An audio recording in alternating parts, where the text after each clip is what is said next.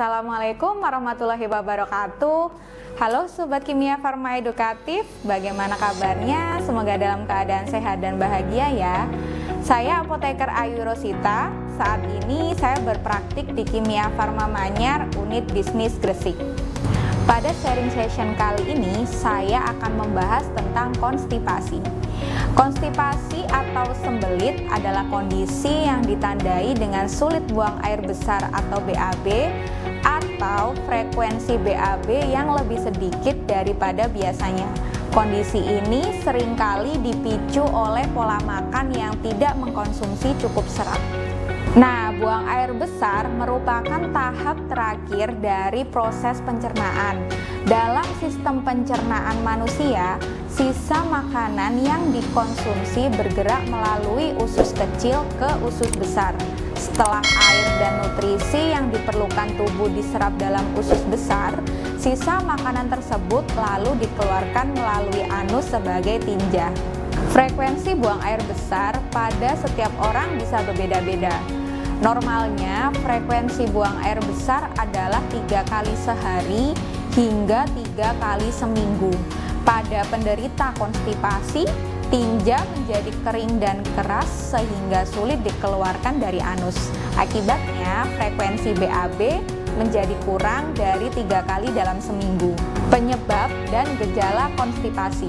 Sembelit bisa terjadi akibat penyumbatan usus besar atau rektum, ujung usus besar, atau gangguan pada saraf di sekitar usus besar dan rektum.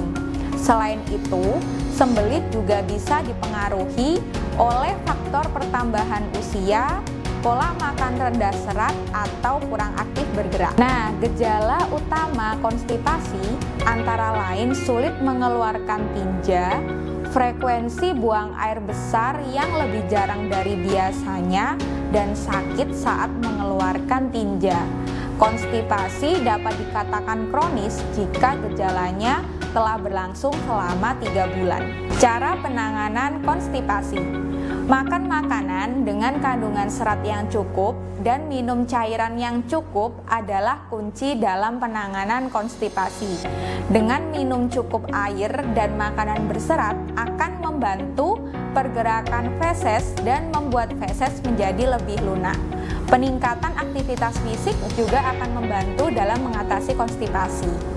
Beberapa tips pencegahan konstipasi. 1. Jangan mengabaikan atau menahan keinginan Anda untuk buang air besar.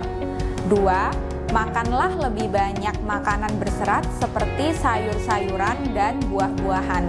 3. Minumlah cukup banyak air, kira-kira 8 gelas setiap hari. 4. Jangan mengkonsumsi obat pencahar atau laksatif terlalu sering. Penggunaan laksatif secara berlebihan bisa merusak tinja dan bisa membuat konstipasi yang terjadi bertambah parah. 5. Sering berolahraga atau beraktivitas. 6. Batasi makanan yang tinggi lemak dan gula seperti makanan yang manis-manis, keju, dan makanan olahan. Makanan-makanan tersebut dapat menimbulkan konstipasi. Hindari obat pencahar. Laksatif atau obat pencahar seringkali dianggap sebagai solusi termudah untuk mengatasi konstipasi. Tetapi jika tidak digunakan secara benar, obat ini sebenarnya dapat menimbulkan masalah lain yang lebih banyak. Laksatif bekerja melalui banyak cara dan masing-masing jenis menimbulkan masalah tersendiri. Beberapa di antaranya bersifat sebagai lubrikan atau pelumas, sedangkan lainnya dapat melunakkan konsistensi feses, menyerap air lebih banyak pada usus besar, dan ada juga yang membentuk massa.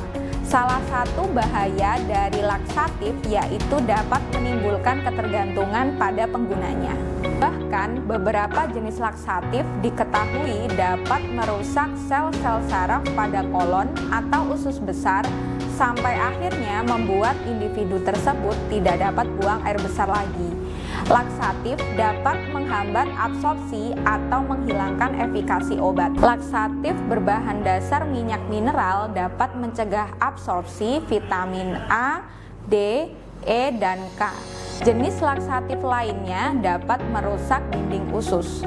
Karena itu, penggunaan laksatif sebaiknya dihindari dan hanya digunakan atas anjuran dokter. Untuk mengatasi konstipasi, individu lebih dianjurkan untuk secara rutin berolahraga, cukup minum, dan mengkonsumsi makanan yang tinggi serat. Demikian sharing session kali ini. Jika ada pertanyaan, tanya obat, tanya apoteker. Wassalamualaikum warahmatullahi wabarakatuh.